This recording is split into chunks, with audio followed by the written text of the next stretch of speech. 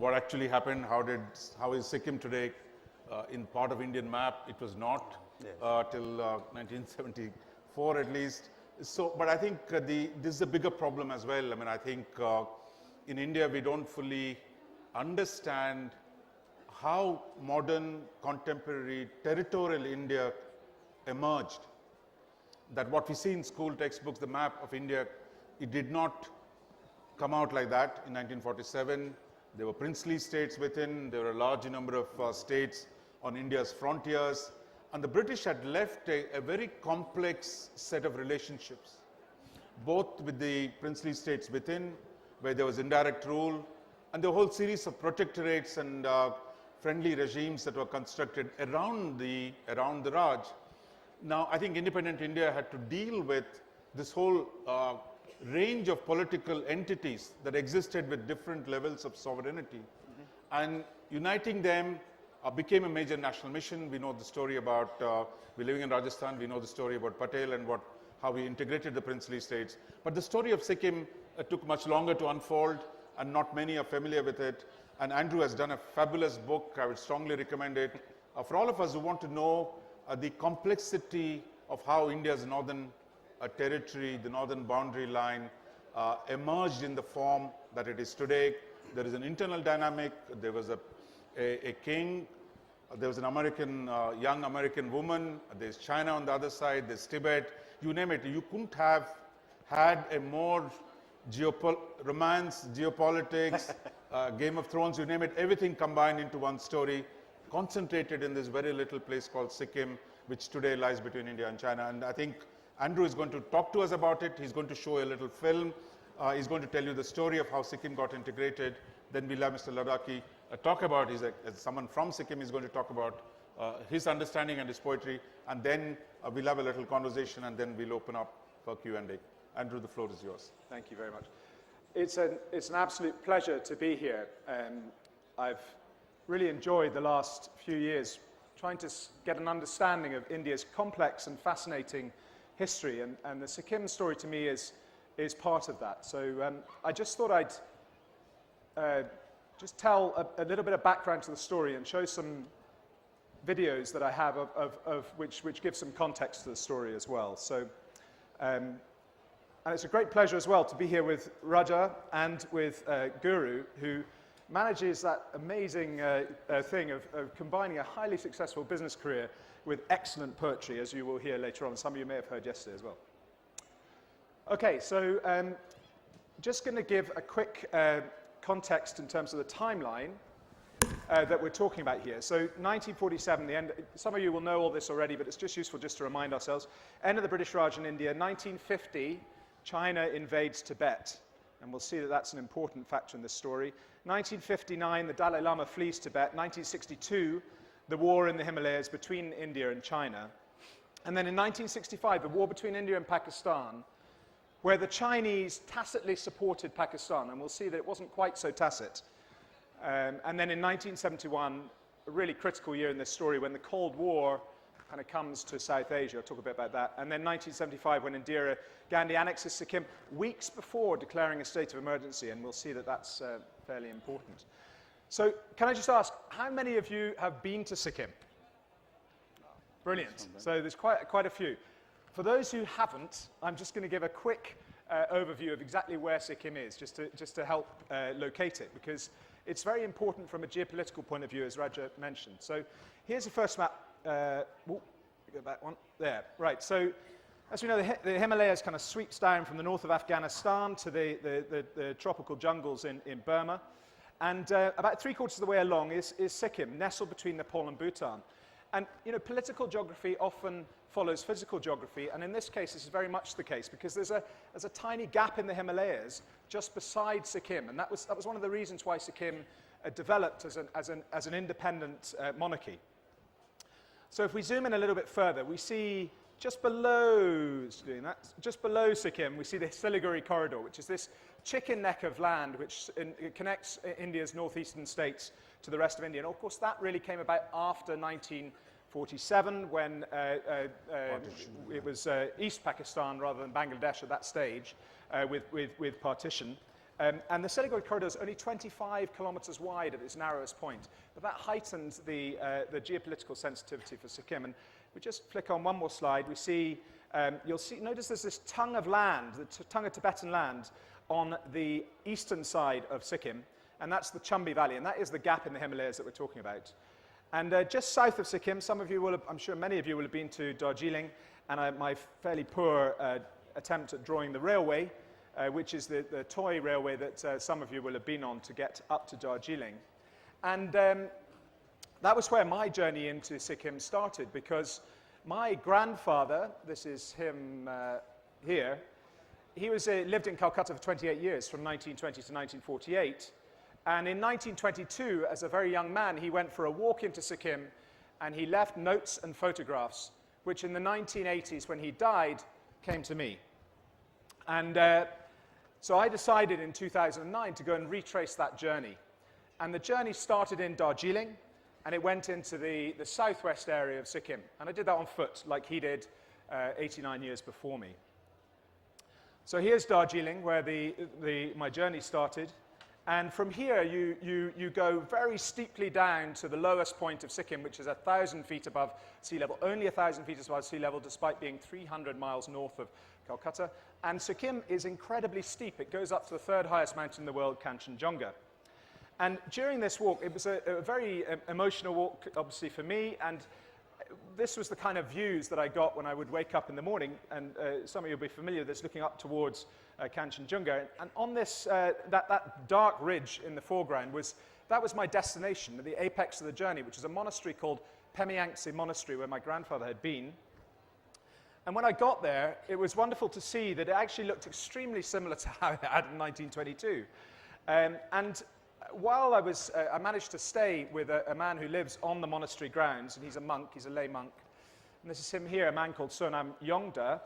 And the picture on the right-hand side is of a monk from 1922 that Sonam Yongda thought might in fact be his great-grandfather. So it was an amazing connection. But he said to me, how much do you know about Sikkim?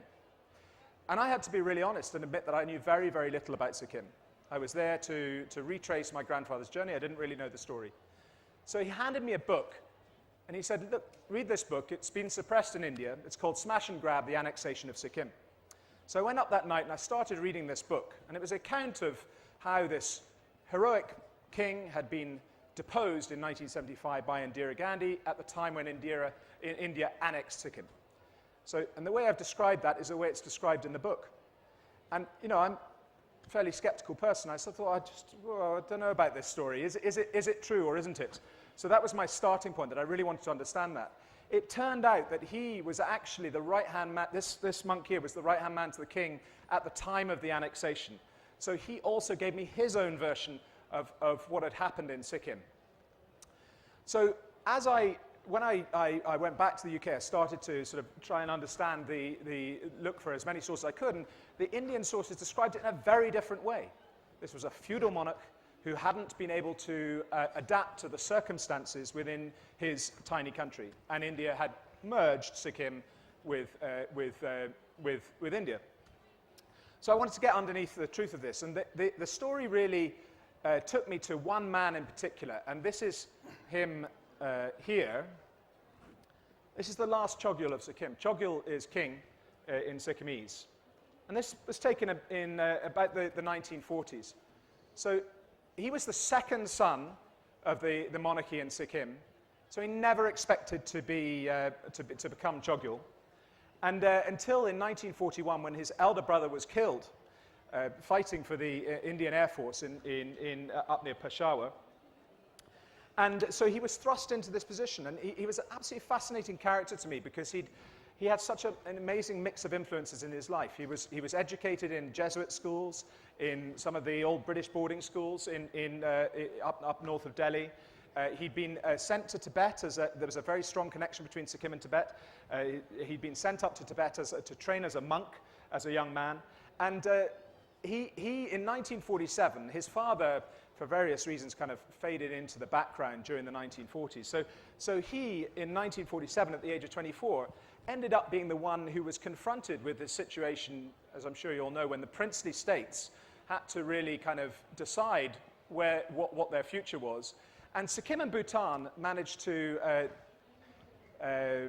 negotiate a position for themselves where both countries were recognized as protectorates of India. Bhutan had a much tighter treaty, if you like, than Sikkim did. Tighter in the sense that it recognized Bhutan's independence more, but Sikkim had managed to emerge with this position. So there was an international treaty between India and Sikkim that defined India as a protectorate.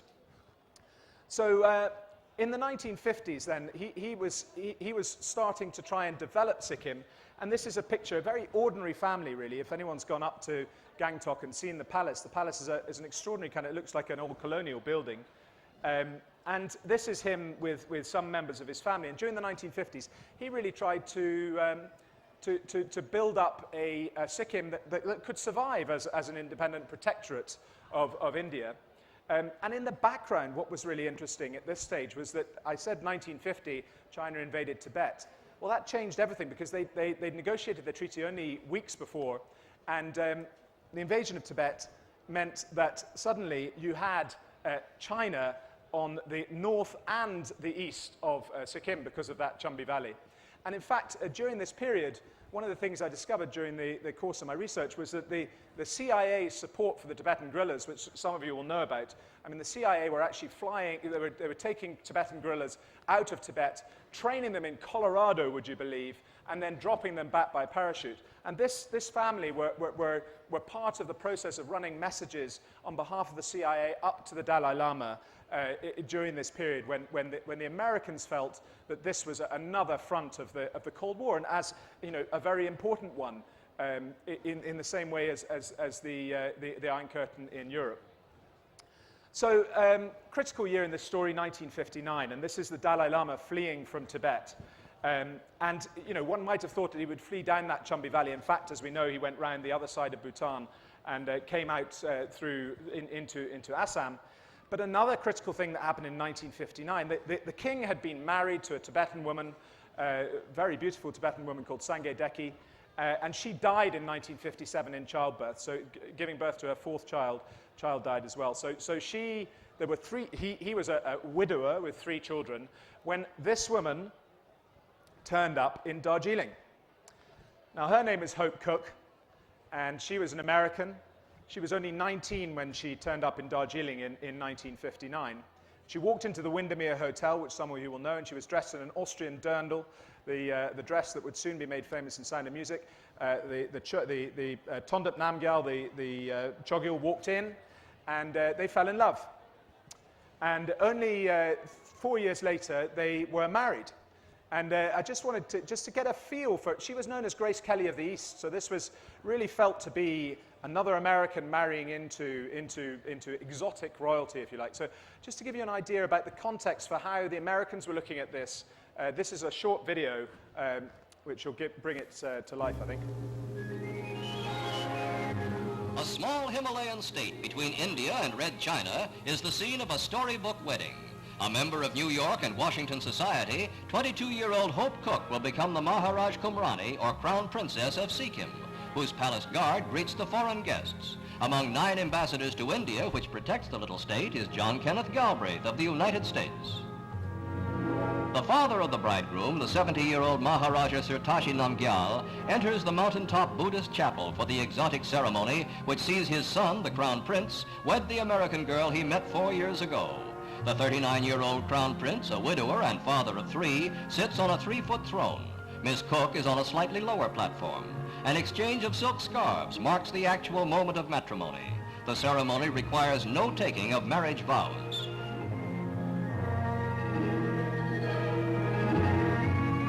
The rambling palace here in Gangtok, capital of Sikkim, will be home for the second American girl to marry into royalty since World War II. Grace Kelly became Monaco's princess in 1956. So I knew it was essential to understand this woman and her perspective. There were rumors that she was a CIA spy. That was one of the reasons why, in some ways, India became uncomfortable with her presence in Sikkim. But I really tried to get underneath the skin of her. And one of the people that I met during the course of this was a teacher who had been living in Gangtok between 1959 and 1965. And when I went to see her, she was a Scottish teacher. When I went to see her, this is her here. When I went to see her, she said, oh, I used to write a letter home to my mother every week from Sikkim, but I'm sure you wouldn't be interested. And I said, for goodness sake, you know, let me have a look at these letters. And they were an extraordinarily intimate portrayal, because Sikkim is a very small place. And so she knew the Chgyal and Hope Cook very well. And her commentary on their relationship was absolutely fascinating in these letters. But she was also an observer of what was happening in Sikkim. And what was happening in Sikkim was that there was a very large increase in the troop presence, the Indian troop presence in Sikkim. And part of the reason for that was the 1962 war between India and China, which, although it didn't affect Sikkim, certainly heightened the geopolitical sensitivity of this region. And the Indians moved in a lot of troops. It was an Indian protectorate. They were perfectly within their rights to do so. This map is actually from 1965, which is the time of the Indo-Pakistan War. And while that was raging in Kashmir, what the Chinese did was they moved about 5,000 troops down into this Chumby Valley, this dagger, what Nehru described as a Chinese dagger aimed at the heart of India. And so you had this confrontation, really, between the Indian troops and the Chinese troops. And again, I'm just going to show you a short video just to bring that to life. It's a video that was never actually shown in the UK, but it's made by independent television networks. So just to give you a feel for that. I should just say it starts in the Scottish Mission School, which is where this woman, this Martha Hamilton that I showed you a little bit earlier on, she taught.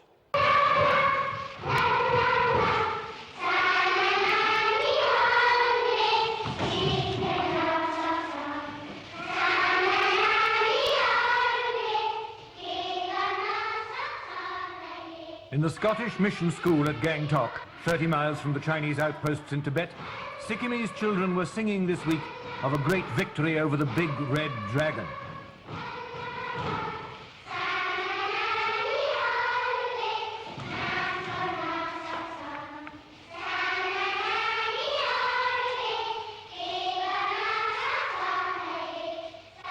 But the big red dragon in their classroom story is from the world of Himalayan folklore only.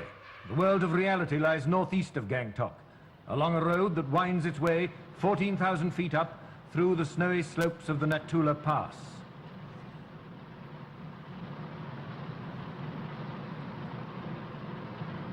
It's one of the 13 main routes from Sikkim through the Himalayas to Chinese-occupied Tibet and to China itself. Here, last week, Chinese troops stood poised to attack as Peking delivered its ultimatum to New Delhi. The Kingdom of Sikkim, in fact, is an Indian protectorate. Its mountainous frontier may be a matter of dispute, but in the Natula Pass, at least, it's clearly defined. Beyond the border stone lies Tibet, and Chinese troops in unknown quantity. Some reports put their number at up to 50,000. Other estimates say that they're in regimental strength only, about 3,000 men. But though all's quiet on the border now, Indian troops remain on the alert in the knowledge that the pass through Sikkim has now become another potential starting point for a third world war. What do you think was the main reason, the main objective of this Chinese threat and then the ultimatum? Well, one's not really quite sure what they were trying to do. We do not believe that they really meant actually big business, because apart from the troops that they had in this part of the world, they're very dependent on the USSR for oil. So I don't think they meant an all-out war. So one assumes that it is to tie down Indian troops in actually this part of the world from going across to maybe Pakistan's side. Looking to the future, sir, do you think the day will come when the Chinese will come and mean big business, as you put it? Well, we hope that time won't come, but one can't be sure, because as we all know, China has said that their aim is, sort of might say, international communism. So it could mean, in some future date, trouble, but then we all have to hope for the best, and be prepared for the work. The people of Gangtok, still living largely in their feudal past, may not seem worried, but small states are often pawns in the game of power politics. And Sikkim, which lists orchids as a major product, is one of the smallest and weakest states in Asia. So I should have said, I hope you realize that that was the Chgyal speaking about the events. So you get a sense in which he was caught between this, it's not an easy relationship during the 1960s between India and China. There'd been the period called Hindi Chini Bye-Bye during the 1950s, but that really disappeared completely during the 1960s. And in the background, what was happening in Sikkim, which was very important, was that there was a growing feeling from the Nepali population who were, by this stage, 75% of the population were Nepali. The Chgyal was a Bhutia, and the Bhutias and Lepchas constituted about 25% of the population. There was a growing feeling that they wanted some kind of greater representation in terms of democracy. As I went back to Sikkim, I went every year for the last 7 years, and started to talk to all the people who had been involved. It was very interesting because they were at a stage in their lives, a lot of them were coming towards the end of their lives, or they're elderly people, who were very willing to start to talk about the situation and how it resolved itself eventually in 1975, which we'll come to. But this man, the Qazi of Chakung, he was actually from the Bhutia Lepcha community, but he recognized that there was an opportunity to represent the disenfranchised Nepalis and try and argue for political change. And he was a very ambitious man. He was also fortunate, I think, or unfortunate, one might say, but his wife was a woman called the Qazini of Chakung, this woman beside him. And everyone in Sikkim told me she was Belgian. I was fascinated by that. But actually, I found out the truth was she was a Scot. So another Scottish woman in this story, and she had been born as Ethel Maud Tshering in Scotland, and had, by this stage, she'd transformed. She'd married a Burmese policeman and changed her name to Eliza Maria Langford Ray. And by this stage, she adopted this title of Qazini in Chakung. She was very ambitious for her husband.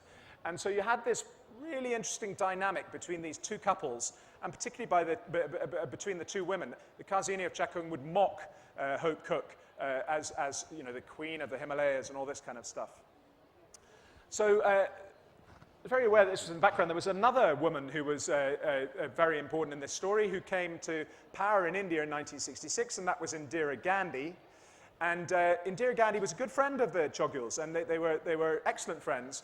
But there had been India and Sikkim had walked away with a different interpretation of what happened in 1950 when there had been this protectorate treaty. And that became increasingly clear during the 1960s. So tensions started to emerge. Now, I said, I'm going to rush through this just a little bit, but I said 1971 was a critical year. Why was it a critical year? Well, this picture gives you an idea. This is Henry Kissinger and the Chinese Premier Zhou Enlai having a quick drink together. And it was a year when Kissinger went and made his rapprochement to the Chinese in the middle of 1971. In response, Indira Gandhi signed the Friendship Treaty with the Soviets. And this was, so suddenly you had almost like a Cold War dimension on the India-China relationship, and you had Sikkim caught in the middle. The other thing that happened in 1971 was the Bangladesh Liberation War. So again, this is a major conflagration, not more than 40 miles from Sikkim. Again, heightens Sikkim's geopolitical sensitivity. And of course, the Naxalite rebellion had taken place in that area during the late 1960s as well. So this, as I say, it really heightened the complexity of the situation surrounding Sikkim. And I thought I'd finished the book. I thought I'd told the whole book in 2013, when some of you will be aware that WikiLeaks released something called the Kissinger cables, which are cables between Kissinger and his embassies in Delhi and Peking. And I just thought, well, I'll have a quick search put the search term Sikkim into the dialog box, and up came 1,500 pages of cables referring to Sikkim. So that was a great surprise to me, and I was able to go through those, and there was really quite detailed reports about the situation in Sikkim that had been given to the CIA, and also I came across the British records, which were sitting in the National Archives, Britain has a rule called the 30-year rule, where they release sensitive records after 30 years. So 30 years after 1975, 2005. I'm not sure that many people had looked at them until I came across them. But I was able to sort of look at these and just get a different perspective on what had been happening in Sikkim. So I had all these different perspectives coming together, which was interesting. And I mentioned these letters. I just want to give you one quick look at a letter, which was written by Martha Hamilton's successor, who, when I went to see her, she also said, oh, I wrote a letter home every week to my parents, but I'm sure you wouldn't want to see them. I said, for goodness sake, bring those down. So I had more contemporary accounts. Contemporary accounts, by the way, are few and far between, written accounts of the Sikkim story. So that was part of the reason why these letters were so important. And here's a letter.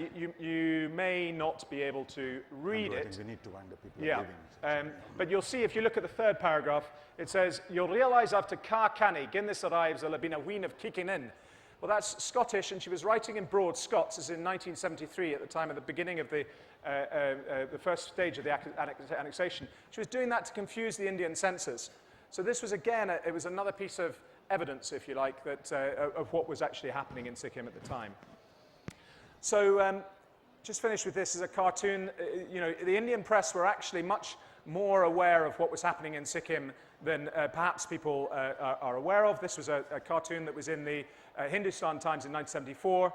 You see Indira Gandhi with her belt with Sikkim on it, and underneath it says, underneath it says the, well, that's good timing. So underneath it says the, it said the autumn collection. So it was about her collecting states. And we can talk a bit about that. Now, the denouement happened in 1975, and I'm sure we'll come on to talk about that. But yeah, it's a fascinating story. And as I say, I've written it from the perspective of this very intimate relationship between Tondup and Hope Cook, Tondup Namgyal and Hope Cook, but also within this context, this very, very interesting context of the India-China relationship during the 1970s. And the Chgyal died in 1982. He died pretty much a broken man. I'm sure we can talk a bit about that. So there we go. Thank you, Andrew. I think it's, as I said, it's a complex story. You have the Russians, you have the Chinese, you have the Americans, you have a princess, you have a king, you have Indira Gandhi, you have, you name it. I mean, everyone is there. But I think the macro perspective of that Andrew has given us, but I think we're going to complement it with actual perspective from below, from Sikkim, and how the view of this whole complex developments is. Thank you, Raja. For anybody still a little confused with my name is Guru Tshering Ladakhi, but it's a misnomer because I'm not a spiritual master or from Ladakh. I'm from Sikkim, you know. One of my ancestors from Ladakh, so just to keep the record straight.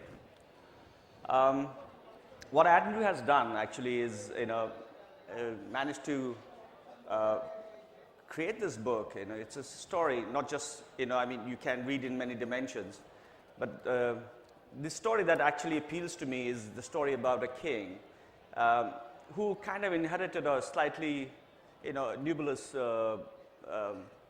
kind of, you know, kingdom, because his status was very nebulous at the best when India became independent. And because in history also, if you look at it, Sikkim always enjoyed slightly a different status from that of the many principalities in India. But I think what fascinates, you know, in this story is about, again, I think you got a kind of an overview about Sikkim, about this romance. But in the, and Andrew has been able to bring this, you know, the geopolitics that was, you know, taking place in this tiny little kingdom for many countries like US and, you know, despite the WikiLeaks, and in Britain, Sikkim was of just about cursory interest. And if at all they wanted to know, even with the events in the crucible events of 75, it was at best perfunctory. And I think as a Sikkimese, what I feel about this book is that it gives you a sense, you know, of how things were. Of course, we had a seminal book before called Smash and Grab, as Andrew was saying. But that was, you know, Sunanda Kid Dattare was a good friend of the king, and, you know, so it had a palace narrative to an extent. And then you had the other, you know, career diplomats who wrote about Sikkim. like B.S. B.S. Das, and and that was totally, I mean, of course they had a mandate to, justify their being there and whatever. And so I guess, it had a totally different perspective. So, and here, through the, letters of these two missionaries that Andrew has been able to build the story, I think it throws a much more neutral and, light to that. You're going to read some poems? No, just He's going to read a poem, which is not a full poem. Okay, if you want, I can read small. Just to give you a sense of, as a Sikkimese, what we felt about the king. And I wrote this when I was pretty young. I was barely out of my teenage years. And this is a time when he had just died. It's called Junkyang, the Last Dream. And there are 2-3 words. I'm not going to read the full poem because it's going to be, so just to give you a sense of the, as Andrew pointed out, he died in New York hospital. So I'm going to read the part that says, "The first glimmer of neons returns the night to me, and I try to fade into the corners of darkness, winding spools of memory. Tonight, the air is dense with the fragrance of home, and I taste once again from the cool springs of my hills, and hear your mirthful laughter rise clear above this clinical commotion. Farewell, doe-eyed children of the mountains. Remember the promises of our ancestors, bound in blood, and may peace be your pillar of hope. Look, the dawn is already breaking, and I've carried the night hard on my shoulders. Now will you allow this old man to unburden quietly, for he too must sleep the mortal sleep, though bitter and broken in an alien land." Can I? Yeah. Andrew, I think it's actually, as I said, it's a very important story, but it's a story that's not been told sufficiently. But in your chronology, I mean, you missed one date, I thought, I mean, which was the first phase of, say, when initially India said, 74, I think, when India said, Sikkim is going to have an associate status with India. Yeah. That it was not annexation, but it's going to have some kind of a nebulous relationship. So in a sense, that both Nehru and the daughter, Indira Gandhi, had a lot of affection for Sikkim, which comes through your book. They were in some sense committed to maintaining the autonomy or, its character of, its separateness in some sense. The fact that if you think India, Indian state was eager to grab the territory, which a smash and grab seems to suggest, which is that you do it in one shot. But I think the attempt to sustain some kind of a separate identity. I mean, she wrestled with the problem, and I think in your book, you refer to Indira Gandhi's own mind of how she was almost kind of forced into the action of, she tries out a halfway house. So why do you think India does this jumping across this, assuming what China did to Tibet, you basically clean out the space around you, and India takes time. I mean, I think okay, it's good or bad is another question, but why does it go through 2 phases? Well, I mean, I think this period of the early 1970s in India is a very interesting period, and Indira Gandhi was going through quite a significant change, and she was fairly paranoid about America. Certainly, she felt that she might meet the same fate as Salvador Allende.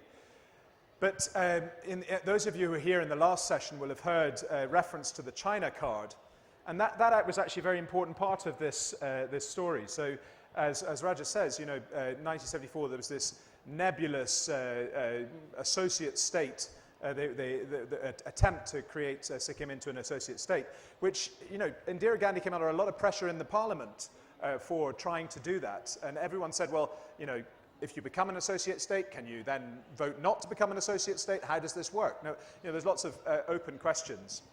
But the tipping point was in early 1975 when, the Chgyal went to the coronation of King Birendra of Nepal, and there he met with the Chinese and the Americans, and for the Indians, for Indira Gandhi, that really was like a red flag.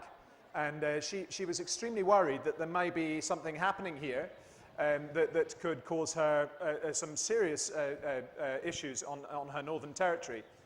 So that was really, I think, the trigger. But you're right. I mean, they were good friends, and she, in some ways, she did try. But the way, you know, during 1973, even before the associate state, and in 1975, there were Indian intelligence agents used within Sikkim to stoke up trouble, and so that in the end, in 1975, it was possible to surround the palace and get rid of the king. And he's a kind of tragic, heroic figure, this guy. I'll come to that. I mean, I think I want to. As far as India was concerned, I mean, I think you talked about Indian intelligence agents, and I think what we got to understand was the ambivalent relationship that India had with the three Himalayan states. That the British Raj expanded into the Himalayas, and then a young husband went into Tibet and tried to bring Tibet closer to the Raj. That what the Raj constructed a frontier in which it had security relationships, while notionally these kingdoms were independent, that the foreign policy of these kingdoms would be run by Britain or British Raj, not London actually, it was Calcutta and then to Delhi, and that they will have some measure of internal freedom. Now, this was the construction that the British did in 1820s. There were treaties with Sikkim, with Bhutan and Nepal, essentially constructing this ambivalent frontier. But Britain, of course, was not building a nation. It was building a security system. Yes, exactly. Now, I think when Nehru took charge of India, I mean, I think he had two choices. I think he could do what China did, which is to occupy the spaces around it, clean out all ambiguities in terms of what China was territorially, or undertake or accept the British system of these protectorates. So I think Nehru opted for the protectorate system, which was, look, the treaties that he signed in 49-50, Bhutan, Sikkim and Nepal, essentially continued the Raj legacy of a protectorate system, limited autonomy within, foreign policy would be done by the Raj, and that you would not entertain any outsiders to come and undermine the security of the new Raj, or shall we say, the Nehru Raj. Now, I think this arrangement, if you see how Nepal and Bhutan handled it, they handled it quite well. In fact, the 1950 treaty with Nepal is a notional one today. All the provisions that were in favor of Nepal get implemented, and the provisions that were in favor of India are not implemented. Bhutan is as small as Sikkim. Bhutan today has an international personality. If you go back to 1947, none of the three states had any international personality. That an international personality, you could argue with the Tibet, you know, the treaties, but international personality in terms of membership of international organizations. Because as closed kingdoms, they did not even want it, because they were quite happy to deal with the Raj and they're quite happy to deal with Nehru. Now, if you see how Nepal and Bhutan have expanded their personalities. Yeah, 1971 being critical, They joined the United Nations, and Bhutan knew how to play Delhi. Therefore, they found a way of sustaining their relative autonomy vis-a-vis India through a sensible policy. I mean, one But which I is... think No, let me finish. I'll come to the question. The question is, why did the Chgyal fail, where Thimphu and Kathmandu actually establish an international presence, increase the relative autonomy vis-a-vis India within the same framework of the three treaties? So what happened that, I think you talk about the personality of Chgyal, that could it have been done differently, the story would have been different. Because it was not a apparently predetermined outcome that out there India was going to do smash and grab. They could have done it with Bhutan as well. They could have scrapped the treaty with Nepal and say, look, Nepal is part of India. That there was space. In fact, the associate status represents that. That actually there was a space that you could negotiate. But in history, as we know, individuals matter, personalities matter. And did Chogyal's personality of how he handled it, did it create part of the problem that could he have sustained the 1950 treaty in some form or the other? I think, you know, on the broad, the macro level, it looks like that. But Bhutan and Nepal had a far more, you know, kind of independent character even before 1950. And so you're saying even less Bhutan, Sikkim was less personality than others? Yes, true. And it was and in the book it emerges that the king, he fought all his life to actually change that status of his kingdom, you know. And for him, when Bhutan actually got UN seat membership in 1971, he felt in a sense that he was in a hurry also, and he felt that he was doing all the right things, but he was ignored, and he wanted international, with his marriage to Hope Cook, and he thought he'll get some kind of international space. And yes, it was a little bit of fairy tale in the beginning, in the early 60s, and there was a lot of there was a interest. political dimension to the marriage. Yeah, and I don't know whether he looked at it specifically that way, but it could have been the consequence of it. And of course, he tried to capitalize on it, and I think therefore it is a tragic story, because I feel as a Sikkimese, if we had somehow maintained that protectorate status, we would have been or even if we had gone some kind of independence like Bhutan, we would have been a better friend to India than Bhutan is, because I felt we could have done better. And always the press in India would be asking, what if India wasn't there? What would he have done? But the other question, as he was saying, when Chgyal went to Kathmandu, I would have put a twist if he had sought asylum in the Chinese embassy. So it would have been really, that would have thrown a whole lot of, opened a Pandora's box. Andrew. Yeah, so it's a great point. The legacy of the Raj is a critical piece in this story. And when I interviewed one of the Indian diplomats who was involved in this story during the early 1970s, he said, you've got to understand that the British were masters at manipulation without definition. And that was really partly what the British had done in the Himalayas. So that was an important point. And in 1950, that treaty in 1950, Sikkim is not the same size as Bhutan. It's a sixth of the size of Bhutan, and it's a 20th of the size of Nepal. It's absolutely tiny. So and that context is important. They did not get the same kind of treaty as Bhutan had got, and yet they got a treaty. And it was between two parties, which the Chgyal was able to argue, well, that gives me an international personality. In fact, the relationship between British India and Sikkim had never been defined before 1947. There was no treaty between British India and Sikkim. So Sikkim did very well to get that 1950 treaty. And the tragedy, I think, is that both sides walked away with very different interpretations of what had happened in 1950. And that kind of coloured the narrative during the next 25 years. And the Bhutanese getting their UN membership in 1971, I mean, that really, after that, Sikkim stood out like a sore thumb. Nepal had been in the UN from an early stage, and now that Bhutan was in the UN, Sikkim, caught in between the two, had no UN status. So something had to change, and the Chgyal and Indira Gandhi couldn't make it under work. the circumstances, I think what Raja was earlier mentioning, because of our kind of a political heritage that we had with the British vis-a-vis, we couldn't.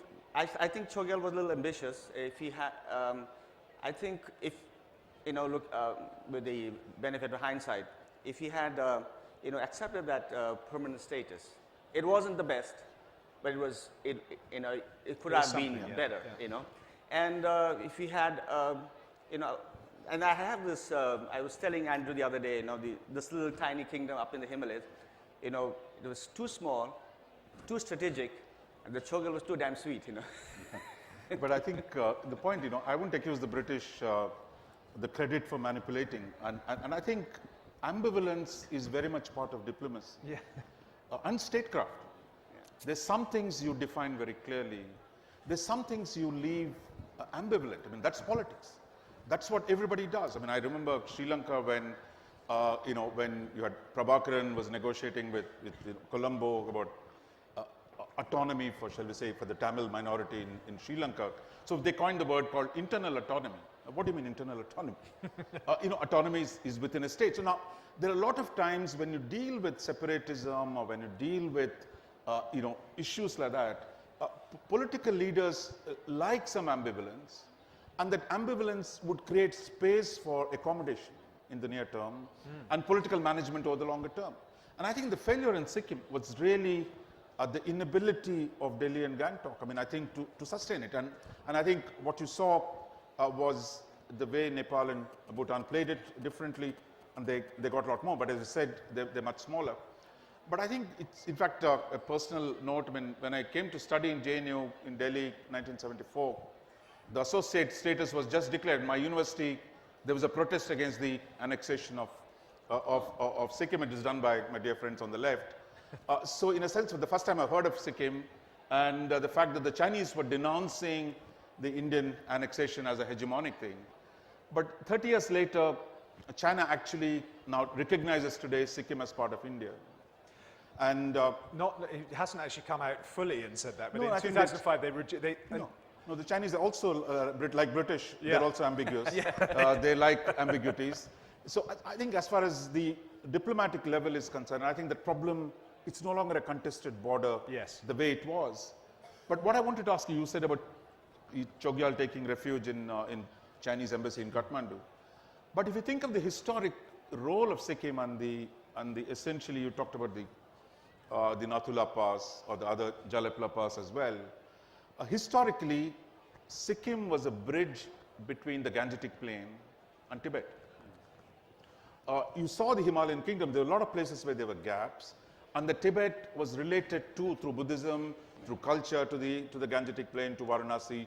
So you can think of a Varanasi, Kathmandu, Gangtok, Sikkim, to Lhasa Silk Roads, that the connections existed, notwithstanding the Himalayas. Yep.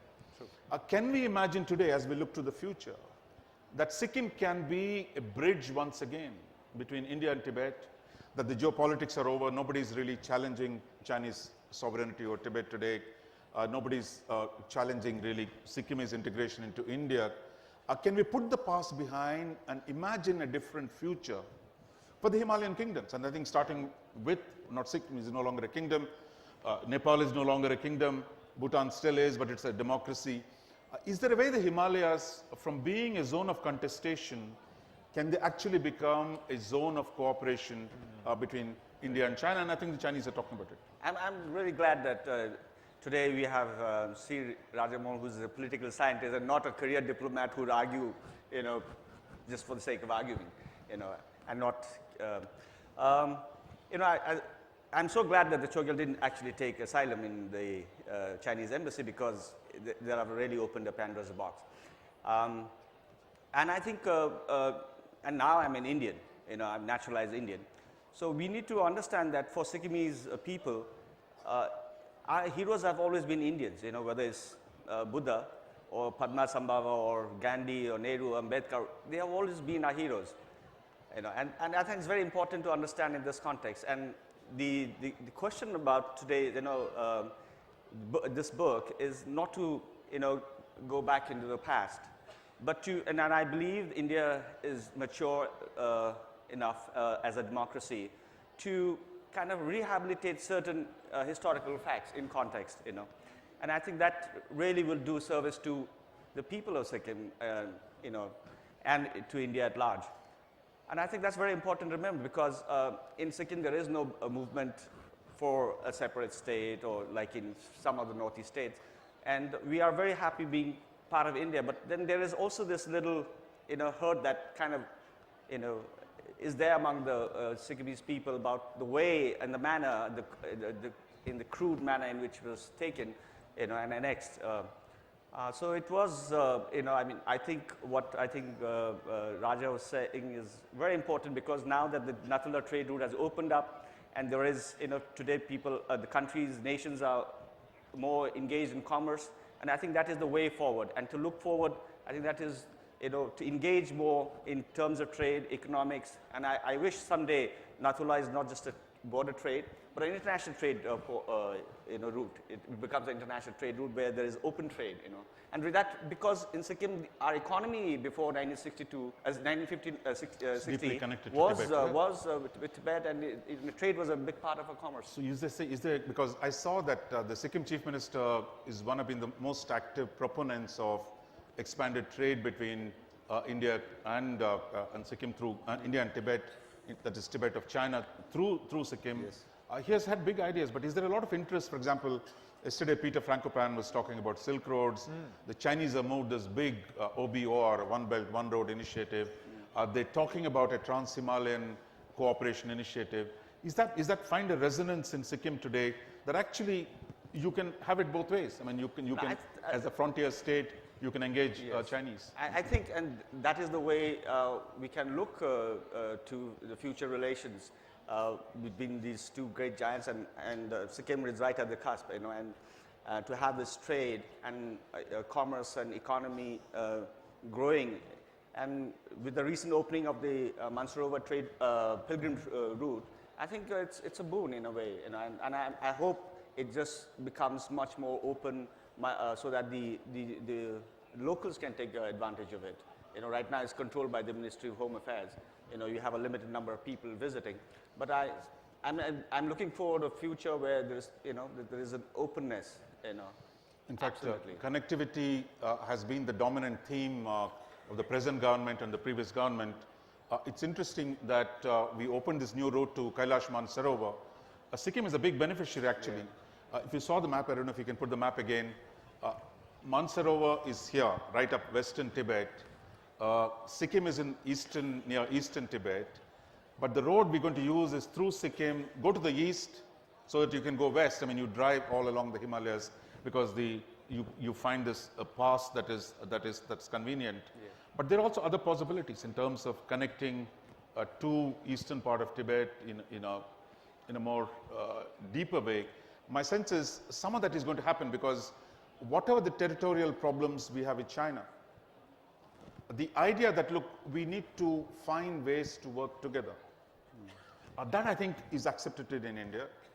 My sense is some of that will move. While we have huge disputes in Arunachal Pradesh, even when President Xi Jinping came to India, there was a problem.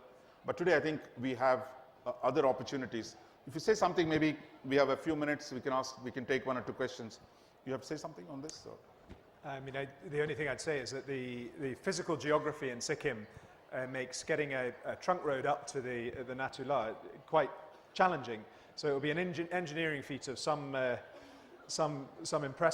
impressiveness to do that. But I think the will is there, the political will is there, yeah. I think if the Chinese can build a train across the permafrost of Tibet, and they want to bring a railway line across the Karakorums into Kashmir, which is under Pakistani control. Yeah. Somebody says the Chinese Communist Party is actually Communist Party of engineers. Hopefully, we have enough engineers, we can do the same. A young man here, please. We just have 5 minutes, so please keep it brief. Yeah, so correct me if I'm wrong, but I think in 1975 there was a plebiscite of some sort in Sikkim where the majority voted in favor of joining India or annexing, as you call it. So is that a function of the minority Nepali community being ruled over by the majority Nepali community being ruled over by a minority Lepcha Bhutia community in Sikkim? And also, has the class relationship between the two, has it changed after it's become part of India, or what was it before? If you could just I'm going to take the minority issue has come up. I think we can talk about it. I'll take 2 more questions and then I'll go back to the panelists. Yeah, here, sir.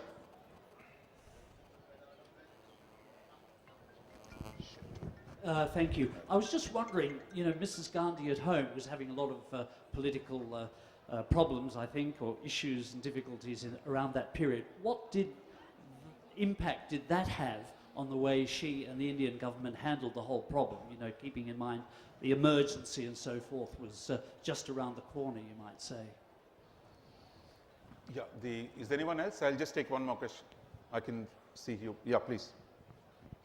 Thank you. No, I was just curious to know, Sikkim having had the history that we just discussed, what is the level of, how have the Sikkimese people now made peace with this history, if not had an acceptance of it? And in other words, like how the overarching dominant Indian ideas like following Indian nationalism, learning Hindi, all of that have permeated into Sikkim and the Sikkimese people now. It's a good question. Yeah, so why don't I take the first part of the first question and the second question, and you take the second part. So in terms of the plebiscite, absolutely right, there was a plebiscite.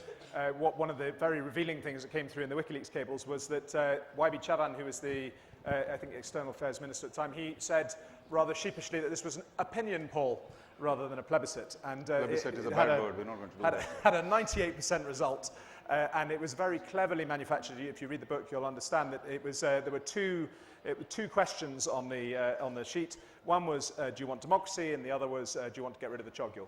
And you had to vote for them both at the same time. So that was one of the things that they did very cleverly to ensure that they could shift the Chgyal out of the way. Indira Gandhi, I think we have to give politicians enough respect to think that they can compartmentalize things, but Indira Gandhi's period in the early 1970s was very, very complex, and I think it did affect her mentality. I asked Mihir Sharma in the session about the emergency, what was her mentality going into the emergency? And he said, Mihir was not born when... Yeah, he wasn't born, but he said, he was talking about, she classified things as national or anti-national. And I think she would have classified Sikkim as the situation as anti-national. So in that sense, it fell into that narrative, yeah. I think you asked about how we feel now as, I think, when Sachin used to score a century, we all clapped, we always cheer for India. There's no other way with us. We feel integrated. And as far as Hindi is concerned, Hindi films do very well there. It's not a problem. It's not like in some parts of India where they don't recognize Hindi as such. But we feel Indian now, except that we feel perhaps it could have been better handled. And as Andrew was saying, it was the personality of Indira Gandhi at that time. She was far too arrogant, and after the victory, especially when Bangladesh became independent country, and then there's the victory of Indian Army, she became untouchable in the other sense, not the other way, but she just couldn't be approachable. But what I want to say is, coming back to this book, just a small line about this tragic king. In one of his press briefings, when Indian, at that time Indian press wasn't as open and as, they were far more nationalist and chauvinist, So when he said something that really struck a chord in my heart, as a Sikkimese, he said, we also wanted a place in the sun. We also want a place in the sun. I think that really, I think, put this whole thing so well in this book, So I'm going to, like all good things, this must come to an end. So let me just say a few takeaways from this session. One, I think, individuals matter, individuals are important. We shouldn't over-determine the individual's personality in shaping a policy, such critical ones like this.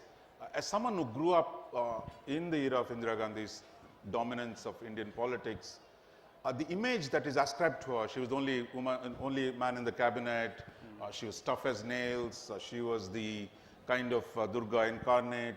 Look, I think a lot of it was the cult that was built. But if you look at her actual actions, I mean, this case that, look, she was either arrogant or she went crazy and therefore she occupied Sikkim, I think that is too much of a simplification. I mean, I think look at her actions. 74, she does the nuclear test and doesn't declare India as a nuclear weapon power and says, no, it's a peaceful nuclear explosion. What does it tell you? It tells you ambivalence. And it took another 30 years for India, 25 years for India to declare we are a nuclear weapon power. Sikkim's annexation, as I said, takes place in 2 stages. One, a period of associate status. Another, a period of actually saying you're part of India. So I think if you look at her career more closely, it is one of, constantly wrenching yourself. How do I deal with these difficult issues? After all, nobody's ever promised India was going to be an easy place to govern. And I think those who sit in Delhi and govern the country, whatever there might be other faults, have to deal with enormous complex questions. And I think we got to give room to that. While your story is empathetic to the Choghyals, critical of Delhi, but I think the larger framework in which India had to build the nation, I think that's a serious problem. The second thing, there's no nation in the world that's been constructed without trampling upon somebody else's rights. Whether it's Australia on the one corner, America on the other, our dear old Britain, you just have to ask the Irish and the Scots what they think of, how English constructed their nation. France, which today you think France is a single, one language speaking country. Russia, China, you name it. There's been no major country that has built a nation by absolutely peaceful means. So there is a certain inbuilt, I mean, as it's often been said, states make war and war makes state. A famous historian who said it. So there is some element of that, and I think the question is, in retrospect then, does India come out of this nation building project as a democracy that prefers to give enough room for the diversity that exists in this country? Does it give everyone a place in the sun? I think those are questions, and I think Big questions. I think India has a long way to go, and I think we'll have to keep doing it. And finally, does it construct this in hostility to its neighbors, or does it do in collaboration? There, I think a potential India-China partnership has to put, hugely transformative effect across the Himalayas, which would lead to a much better environment, whether it's in ecological terms or in political terms. So, friends, join me in thanking our two panelists here this afternoon. A big round of applause for Andrew Duff, C. Raja Mohan, and Guru Tshering Ladakhi. Thank you so very much.